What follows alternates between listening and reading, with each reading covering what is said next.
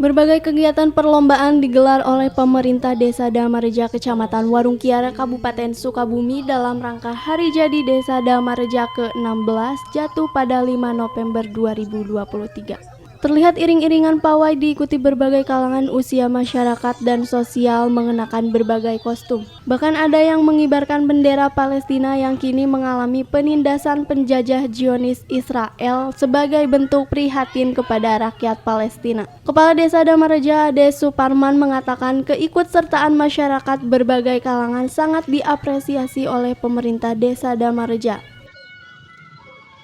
Di rangkaian kegiatan dari mulai kemarin pertandingan sepak bola dan turnamen olahraga, termasuk Sabtu kemarin sudah dibuka kreasi remaja dan berlanjut nanti sampai malam Rabu, insya Allah.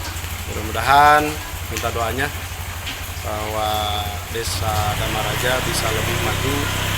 Yang paling utama adalah pelayanan masyarakat lebih meningkat. Memasuki usia 16 tahun, pemerintah Desa Damareja meningkatkan pelayanan masyarakat dan pengembangan publik sebagai bentuk pengabdian kepada masyarakat dan negara. Dari Kecamatan Warung Kiara, Kabupaten Sukabumi, Iqbal Bakar melaporkan.